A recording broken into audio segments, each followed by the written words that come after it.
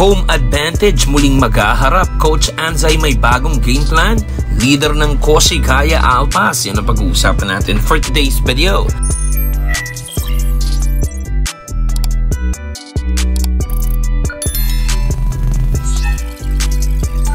Not the ideal start para sa Koshigaya Alpas ngayong season as they are now 1-8 sa last 9 games. Ang numero unong nakikitang problema sa team ng Alpas ngayon ay ang kakulangan nila sa legit na point guard at mga shooters. Dito lagi bumabalik ang kanilang kahinaan. Turnovers din ang isa pa sa nagiging cause kadalasan ng pag-collapse nila sa second half. Maraming mga games na kontrolado nila ang laro pero bigla na lang naglalaho ang opensa nila sa dulo. Ilang beses nang pinunto ni Coach Anzay sa kanyang mga interviews ang mga kahinaan na ito na very obvious naman na kahit mga fans ay napapansin na. Decision making ng mga imports, isa pa yun.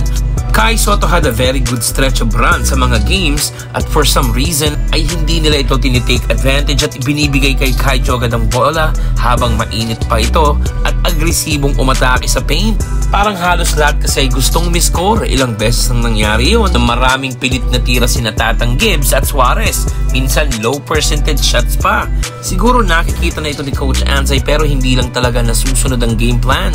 Kapag nagpatuloy ito ay baka hanggang matapos ang season ay isa lang ang panalo ng Koshigaya at muli silang magbalik sa B2 division. Si Kai Sotto ang leader ng Koshigaya Alpas sa points, rebounds and block shots so far sa 9 games this season. Ang ganda ng simula niya and hopefully ay maipagpatuloy ito hanggang matapos ang season. Hopefully rin ay makagawa si coach ng specific design plays para sa kanilang Pinoy import every game, hindi yung laging free flow at kayod mag-isa lamang ito sa ilalim. Take note na halos karamihan ng points ni Kai ay sariling sikap niya talaga, unlike nung nasa Yokohama B Corsairs pa siya na halos isubo na lang sa kanya lagi ni Yuki ang puntos every game.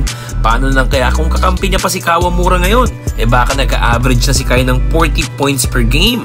Sana as the season progress ay mag-improve na rin ang kanilang shooting as a team at pati yung ball movement ng kanilang mga point guards. Daming mga pagkakataon na open si Kai sa ilalim at hindi agad na ibibigay sa kanya ang bola. Muling makakaharap nilang team ng Sunrocker Shibuya na ilang beses nilang nakatapat ng preseason. Makakabangga ulit dito ni Kaijo ang naturalized player ng Japan na si Josh Hawkinson.